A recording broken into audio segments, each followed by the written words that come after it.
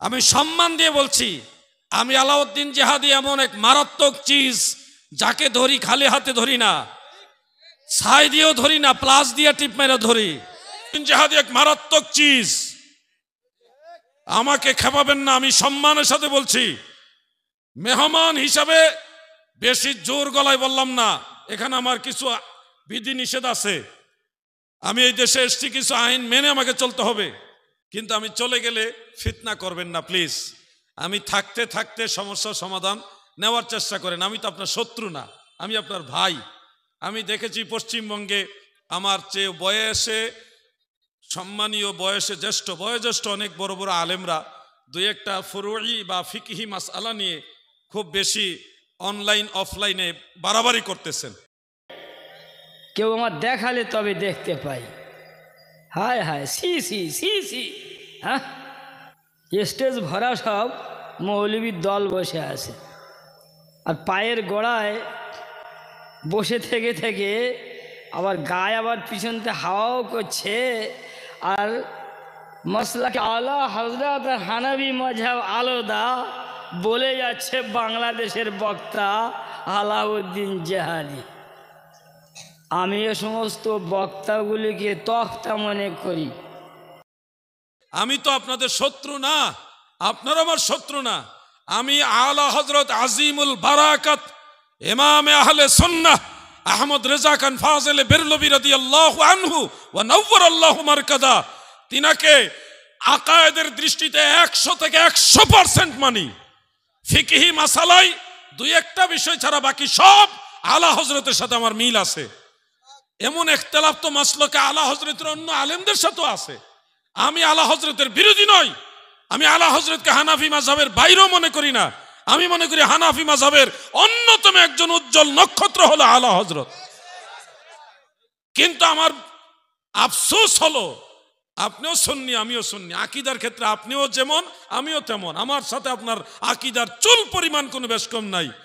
তা সত্ত্বেও আমি অনলাইনে লাইভে এসে বলেছিলাম, আপনি আমাকে ইনভাইট করেন, আমি আপনার বাড়িতে আসব, আমাকে ডাকেন, আমি বসি আপনার সাথে, একটা পরিবেশ হোক, কথা বলা যায়, আলোচনা করলে অনেক দূরত্ব কমে যায়। সেটা না করে ফেসবুকে ভিডিও বানিয়ে, ইউটিউবে ভিডিও বানিয়ে ছেড়ে গোটা সুন্নি জামাতকে কি মেসেজ দিচ্ছেন যে আমরা সুন্নিরা মিল নাই।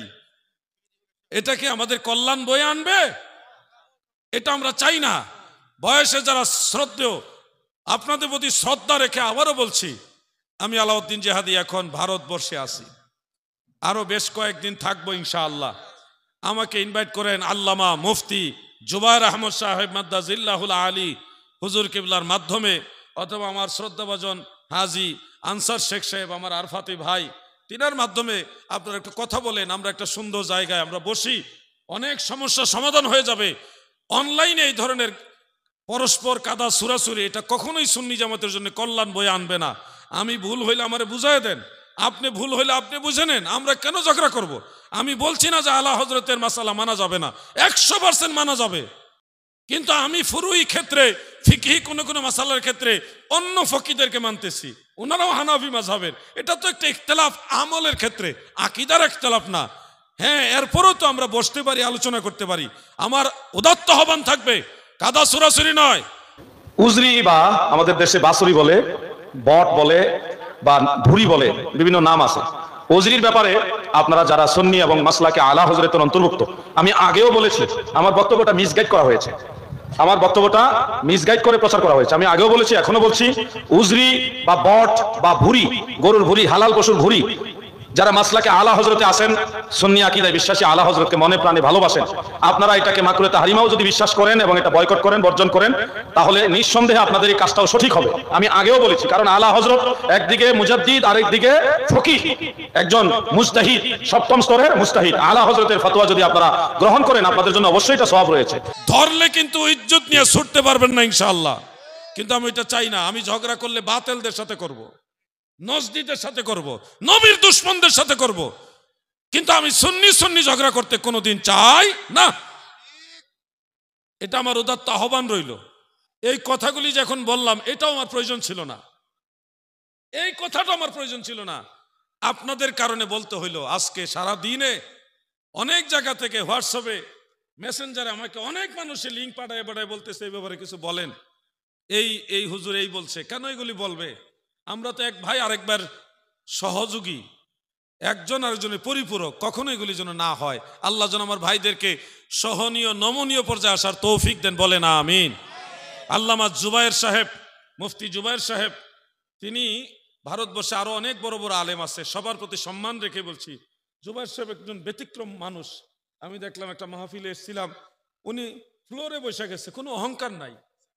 শেখপাড়ায় কোনো অহংকার নাই, এত বড় একজন আলেম, গোটা ভারতবর্ষের মধ্যে অন্যতম একজন মুফতি। উনি অসংখ্য মুনাজারা করেছেন, এখানে যারা আছে প্রায় সবারই উস্তাদ। উনি এত বড় একজন আলেম হয়ে উনি চেয়ার খুঁজে নাই, মাটিতে বসে গেছে, ফ্লোরে বসে গেছে। আরে এটাই তো নবী মদিনাওয়ালার আদর্শ, এটাই হলো সুন্নিয়তের পরিচয়, ঠিক না ঠিক? এতে ওনার ইজ্জত কমে নাই, ওনার ইজ্জত আল্লাহ আকাশচুম্বী বাড়ায় দিছে, ঠিক কিনা বলেন? নিজে যারে বড় বলে বড় সে নয়, লোকে যারে বড় বলে বড় সে হয়। এই জন্য আমি বলবো, আলেমরা আমাদের মডেল, আপনাদের ফলো করি আমরা। আপনারা আমাদের অগ্রজ, আমরা আপনাদের অনুজ, আপনাদের পরবর্তী প্রজন্ম। আমরা আপনাদের দেখে দেখে আমরা খেদমত করব। আপনাদের আদর চাই, ভালোবাসা চাই, স্নেহ চাই, দোয়া চাই, সহযোগিতা চাই, পরামর্শ চাই, আক্রমণ নয়। আমাদের মুরব্বীরা আমাদের শিখাবে, দেখাবে, বুঝাবে, এটাই তো স্বাভাবিক। অনলাইনে গিয়ে যদি উস্তাদ শাগরিদ বড় ছোট যদি আমরা ঝগড়া করি, এটা কোনোদিনও সুন্নিয়তের প্রশংসা বয়ে আনবে না। আল্লাহ আমার ভাইদেরকে সবাইকে আল্লাহ তাআলা বুঝার তৌফিক দেন, বলেন আমিন। সবাই বলেন আমিন। লা ইলাহা ইল্লাল্লাহ,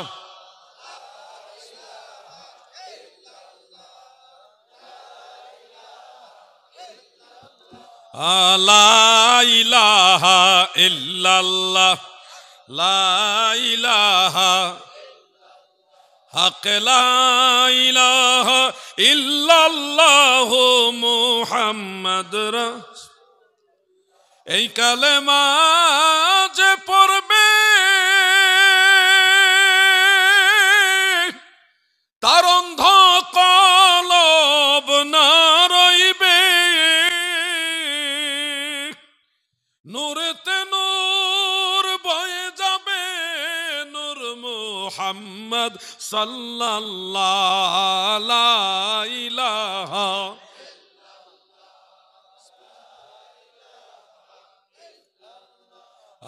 লা ইলাহা হক, লা ইলাহা মুহাম্মদ রাসূলুল্লাহ সাল্লাল্লাহু আলাইহি ওয়াসাল্লাম। এবার আসেন, আমাকে বলছিল নামাজের শুরু থেকে ধারাবাহিক আলোচনা করতে, একবারে সিরিয়ালে। এত বড় আলোচনা করতে হলে কমপক্ষে 2 থেকে 3 রাত লাগবে। এটা চাপাবাজি না, সত্য।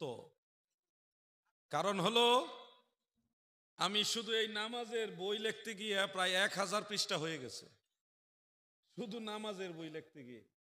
তা আমি 1000 পৃষ্ঠা যেই দলিল লাগছে, আমি যদি ধারাবাহিক বুঝাইতে চাই 1 ঘন্টা 1.5 ঘন্টা বুঝানো সম্ভব? হ্যাঁ, সবটা না পারি, 2-1টা বিষয় অন্তত আপনাদের বলি। এর মধ্যে আলোচনার ধাপে আমরা ফরজ সালাতের পরে দোয়ার বিষয়টা জেনে গেছি। এবার আবার নামাজের শুরুর দিকে আসি। শুরুতে আমরা নামাজে সর্বপ্রথম একটা কাজ করি, মুখে সময় সুযোগ থাকলে মুখে নিয়ত করি কিনা ভাই? নাওয়াইতু আন উসাল্লি লিল্লাহি তাআলা রাকাতাই সালাতিল, এইভাবে আমরা মুখে নিয়ত করি।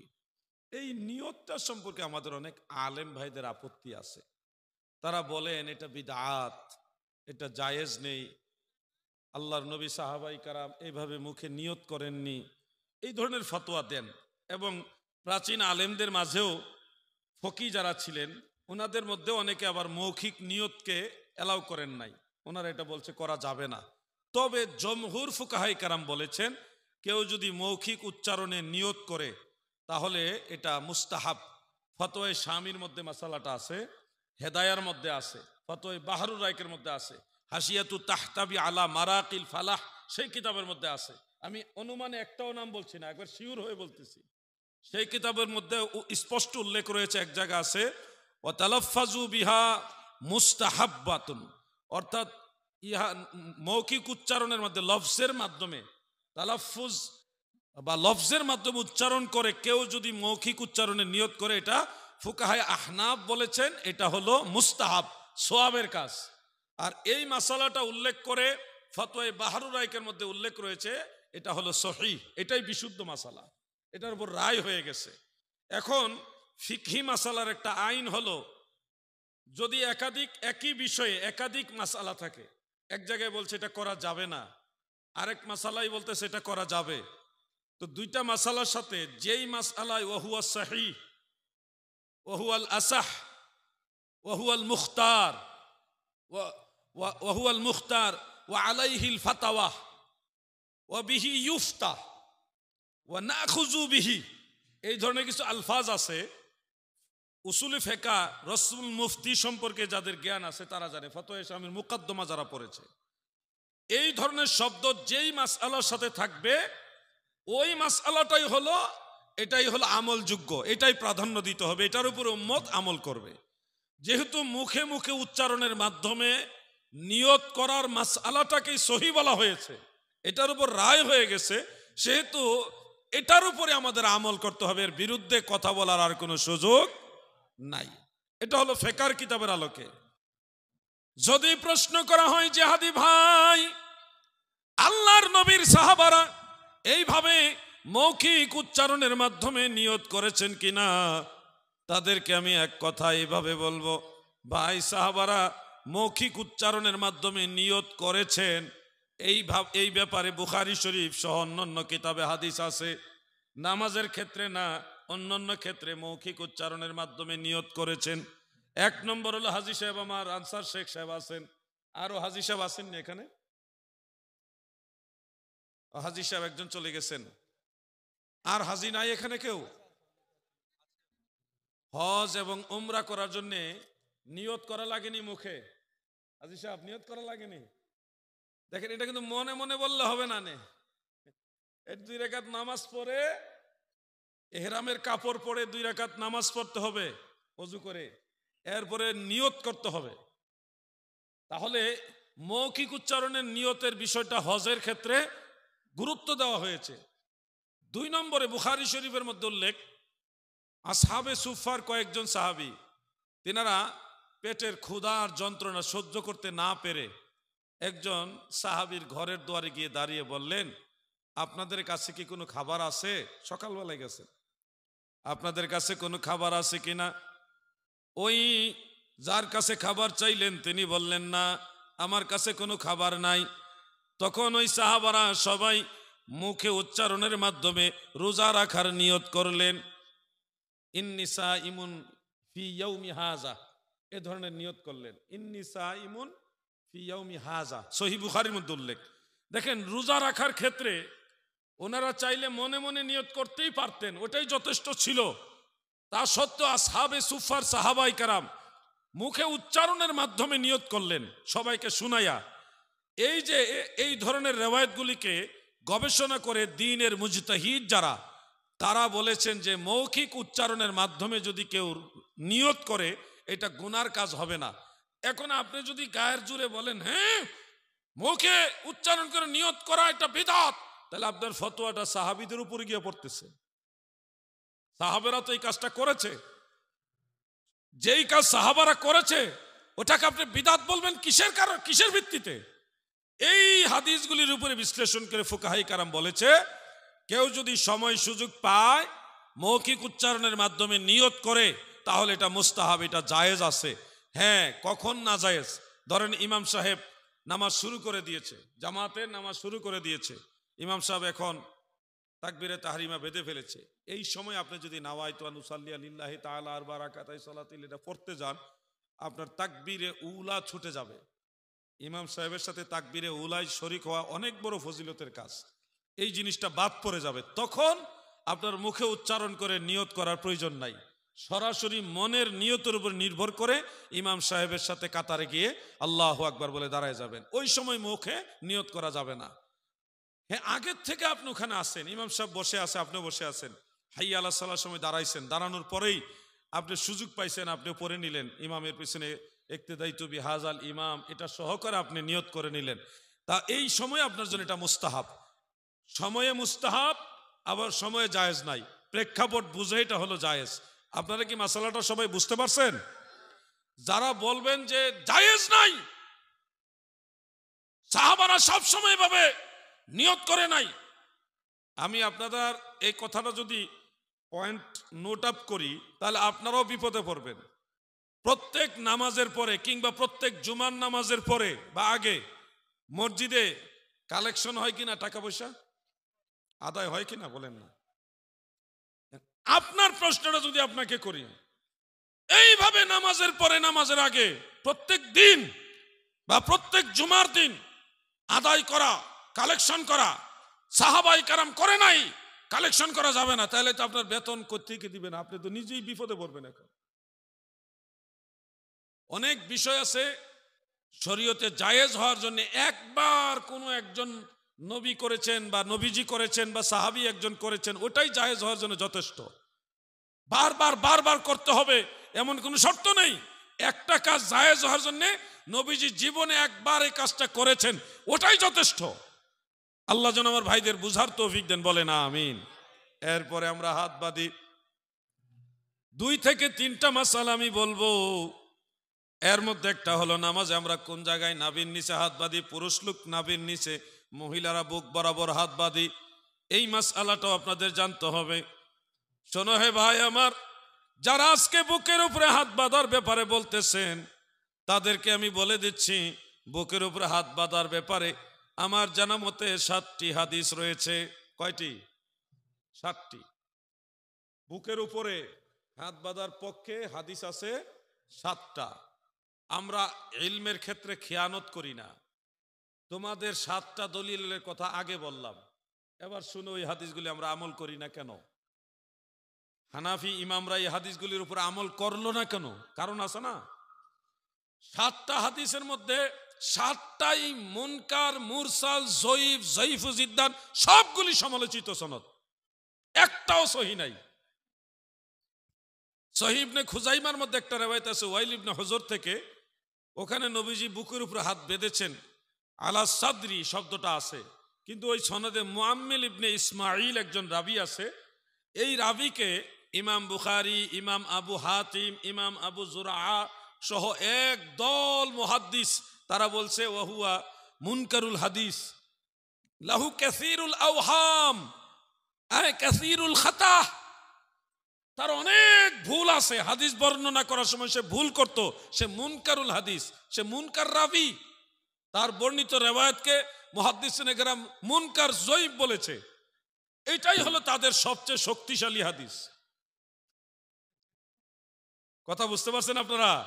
আমি গায়ের জোরে বলতেছি না, আমাকে কিতাব দেন, আমি বের করে দেখাই দিব।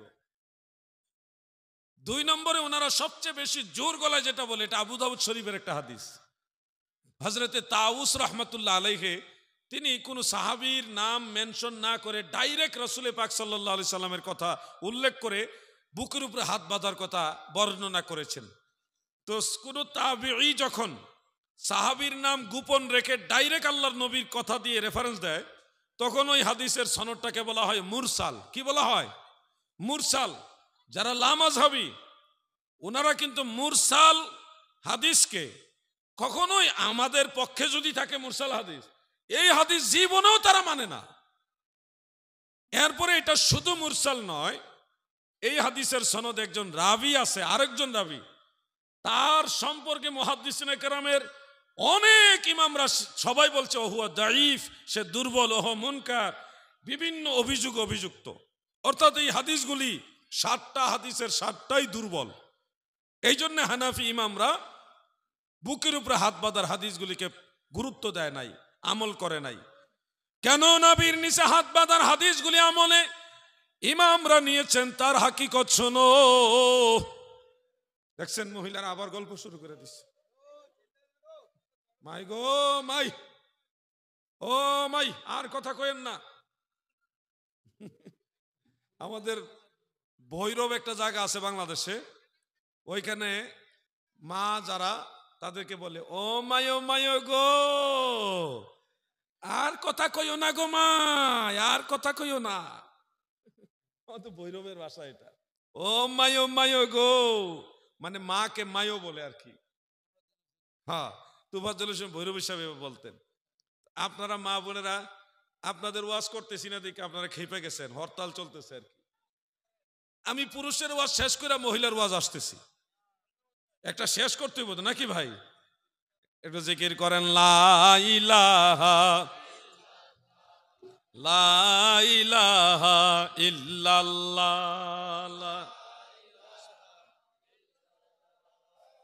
ভাইজান এই যে সামনে বইবেন, আর একটু পরে পরে উঠা ফেললে তো সমস্যা। লা ইলাহা ইল্লাল্লাহ পড়ো না, তোমরা জোরে পড়ো। হক লা ইলাহা ইল্লাল্লাহ মুহাম্মদ রাসূল হাসবি রাব্বি জাল্লাল্লাহ মাফি ওর নূর মুহাম্মদ লা ইলাহা, জোরে লা ইলাহা লা ইলাহা ইল্লাল্লাহ মুহাম্মাদুর রাসূলুল্লাহ সাল্লাল্লাহু আলাইহি ওয়াসাল্লাম। আমার ভাইয়েরা, নাভির নিচে হাত বাঁধা সম্পর্কেও হাদিস আছে আমার জানা মতে 7টা। বুকের উপরে হাত বাঁধার হাদিসও 7টা, নাভির নিচে হাত বাঁধার হাদিসও 7টা, মানে 7টি। তো আমরা কেন এই নাভির নিচে হাত বাঁধার হাদিসগুলি প্রাধান্য দিলাম? এর হাকিকত হলো, নাভির নিচে হাত বাঁধা সম্পর্কে মারফু মুত্তাসিল সনদের একটা হাদিস হলো সহি, যেটা মুসান্নফ ইবনে আবি শাইবার মধ্যে আছে। 2টা নুসখার ছাপা আমার কাছে আছে, যেখানে তাহতা সুররা আছে। অনেক বড় বড় হাফিজুল হাদিস, তবকার মুহাদ্দিস যারা, নুকাত পর্যায়ের মুহাদ্দিস যারা, তারা এটাকে সহি বলে উল্লেখ করেছেন। সেই কিতাবগুলি সহ আমার কাছে আছে। তাহলে 7টা হাদিসের মধ্যে একটা হাদিস পেলাম সহি, মরফু মুত্তাসিল সহি। আরেকটা হাদিস রয়েছে শেরে খুদা হযরত আলী রাদিয়াল্লাহু আনহু থেকে মারফু হাদিস, সেটা মুহাদ্দিসিনে কেরামের দৃষ্টিতে উসুলে হাদিসের মানদণ্ডে হাসান। 7টা হাদিসের মধ্যে একটা পাইলাম সহি, আরেকটা পাইলাম হাসান। 3 নম্বরে শেরে খুদা হযরত আলী রাদিয়াল্লাহু আনহু থেকে মওকুফ রূপে একটা হাদিস ইমাম ইবনু আব্দুল বার রাহমাতুল্লাহ আলাইহি আত-তামহিদের মধ্যে উল্লেখ করেছেন, ওটা সনদে সহি। ইমাম আবু বকর ইবনু আসরাম রাহমাতুল্লাহ আলাইহি তিনি এটা বর্ণনা করেছেন। তাহলে 7টা হাদিসের মধ্যে একটা মারফু সহি, আরেকটা মারফু হাসান, আরেকটা মওকুফ সহি। 4 নম্বরে হযরত ইব্রাহিম নখঈ রাহমাতুল্লাহ আলাইহি থেকে মাকতুব পর্যায়ের আরেকটা riwayat রয়েছে, ওটাও সহি। 7টা হাদিসের মধ্যে 4টা হাদিস পাইলাম হাসান সহি, আর 3টা হাদিস হলো দাঈফ, দুর্বল। এবার আপনারা আমাকে বলেন, বুকের উপরে হাত বাঁধার হাদিস সবগুলি দুর্বল, আর নাভির নিচে হাত বাঁধার হাদিসগুলির মধ্যে 3টা দুর্বল, 4টা শক্তিশালী। এখন কোনটা প্রাধান্য দেওয়া উচিত আপনারা বলেন? বুকের উপরে না নাভির নিচে? জোরে বলেন, জোরে বলেন। এই জন্য হানাফি ইমামরা চিন্তা করে দেখছে, নাভির নিচে হাত বাঁধার হাদিসগুলি হলো শক্তিশালী হাদিস বুকের উপরের চেয়ে, এই জন্য ওইটার উপরে আমল না করে নাভির নিচের হাত বাঁধার হাদিসগুলির উপরে আমল করছে। ভাই রে, তুমি তো জানোই না এতগুলি হাদিস যা আছে, তুমি তো জানোই না। সৌদি আরব দেখাইছি, কে বলেছে? সৌদি আরবে 4 মাযহাবের মুসল্লি আছে। মক্কা মদিনার ইমাম যারা, তারা হাম্বলি মাযহাবের। গুগলে তাদের নাম লিখে সার্চ দাও, উইকিপিডিয়াতে দেখো, ওনারা সবাই হাম্বলি, তারা মাযহাবী। মক্কা মদিনার কোন ইমাম লা মাযহাবী না, তারা মাযহাব মানে। শেখ আব্দুর রহমান হুজাইফি, শেখ আব্দুর রহমান সুদাইসি, শেখ সুরাইম, বড় বড় শায়েখ যারা, তারা সবাই মাযহাবী, একজনও লা মাযহাবী না। মক্কা মদিনার ইমাম যারা, তারা সবাই মাযহাব মানে। আপনারা ইউটিউবে দেখেন, অনলাইনে দেখেন, তারা হাত বাঁধে বুকের নিচে নাভির উপরে এইভাবে। এটা হাম্বলি মাযহাবের আমল। আমরা দেখেছি কাবা ঘরের অনেক ইমাম অনেক সময় নাভির নিচে হাত বাঁধে এইভাবে, আমরা দেখেছি। দুইটার উপরই তারা আমল করে। আপনার আয়েশা বলতেছেন যে বুকের উপরে হাত বাঁধতে হবে, এটাই সহিহ, আর নাভির নিচে হাত বাঁধা জাল হাদিস। এই তো লাগাইছেন ঝগড়া। আপনি নাভির নিচে হাত বাঁধেন না, এটা আপনার ব্যক্তিগত ব্যাপার, কিন্তু আপনি যখন বলবেন নাভির নিচে হাত বাঁধা জাল হাদিস, তখন কি নাভির নিচে যারা হাত বাঁধে তারা চুপচাপ বসে থাকবে? আপনি তো মিথ্যা দাবি করলেন। এই জন্য আমি বলবো, ফিতনার দিকে যাবেন না। মক্কা মদিনাতে যে যেই মাযহাবের সে ওইভাবেই নামাজ পড়তেছে। আমরা তো নিজের চোখে দেখে আসছি, একবার না একাধিকবার দেখছি, নিজের চোখে দেখে আসছি। আপনি কোথাকার কোন জায়গায় দেখছেন এক লোক এমনি নামাজ পড়তেছে? ওইটা কি দলিল নাকি? চারো মাযহাবের মুসল্লি ওখানে আছে। এই জন্য আমার কথাগুলি সহনীয় পর্যায়ে নিবেন। একবারে চিন্তাশীল মানুষ যারা আছেন, আপনারা ভালোভাবে এগুলি চিন্তা করে দেখবেন। আমরা কোরআন হাদিসের বাইরে না ভাই। মহিলারা বুক বরাবর হাত বাঁধে কেন? আপনারা অনেক সময় বলেন হানাফি মাযহাবের মহিলারা হাত বাঁধার ক্ষেত্রে লা মাযহাবী। বুক আর দল, মহিলারা বুকের উপরে হাত বাঁধে না, বুক বরাবর হাত বাঁধে।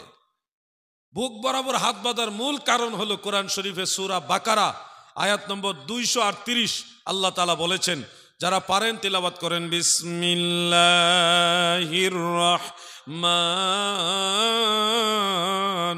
রাহিম, হাফিজু আলাস সালাওয়াতি ওয়াস সালাতিল ওয়াসতা ওয়া কুমু লিল্লাহি কানিতিন। আমার আল্লাহ বলেন, তোমরা নামাজের প্রতি যত্নবান হও, বিশেষ করে মধ্যবর্তী নামাজের প্রতি। ওয়া কুমু লিল্লাহি কানিতিন, তোমরা আল্লাহর প্রতি বিনয়ের সাথে দাঁড়াও, নম্রতার সাথে দাঁড়াও, আদব প্রদর্শন করে দাঁড়াও। যারা মেরিট পারসন, আপনারা যার যার স্ত্রীকে দিয়ে চিন্তা করবেন, অথবা নিজের মাকে দিয়ে চিন্তা করবেন, অথবা নিজের বোনকে দিয়ে হয়তো চিন্তা করতে পারেন, ইচ্ছা এটা না করাই ভালো। নিজের মা অথবা স্ত্রীকে দিয়ে চিন্তা করবেন। একটা মেয়ে, ধরেন আপনার স্ত্রী এইভাবে নাভির নিচে হাত বেঁধে দাঁড়ালে ধরেন 3 পিস পরা, সে যদি নাভির নিচে এইভাবে হাতটা রাখে, তখন পেটের কাপড়টা হাতের নিচে চাপ পড়বে, পড়লে তার সিনার বুকের যে অবস্থানটা এটা আরো স্পষ্ট হবে, লজ্জাস্থান প্রকাশিত হবে। এই দৃশ্যটা দৃষ্টিকটু, অসুন্দর। নামাজের ভিতরে তার লজ্জাস্থানটা আরো প্রকাশ হইতেছে হাত বাঁধার কারণে। নাভির নিচে হাত বাঁধার কারণে একজন মহিলা তার স্তন বা বুক এটা ভেসে উঠতেছে। এই দৃশ্যটা দৃষ্টিকটু। আর একটা মেয়ে, সে যদি বুক বরাবর হাত বাঁধে, তখন তার বুক স্তন ভেসে উঠা তো দূরের কথা, এটা আরো ঢাকনা পড়বে, লজ্জাস্থান আরো ঢাকনা পড়বে, আবৃত হবে। দেখেন হানাফি মাযহাবের ইমামরা পবিত্র কোরআনের এই আয়াতের উপর ইস্তেহাদ করে, গবেষণা করে, কোরআনের আইন অনুযায়ী মা বোনদের জন্য মাসালা দিয়েছে, তারা বুক বরাবর হাত বাঁধবে। হানাফি মাযহাবের ইমামরা মহিলাদের হাত বাঁধার মাসআলা দিয়েছে কোরআন থেকে। কোথা থেকে বলেন? কোরআন থেকে। কারণ এটার দ্বারা মহিলাদের লজ্জাস্থান ঢাকনা পড়ে।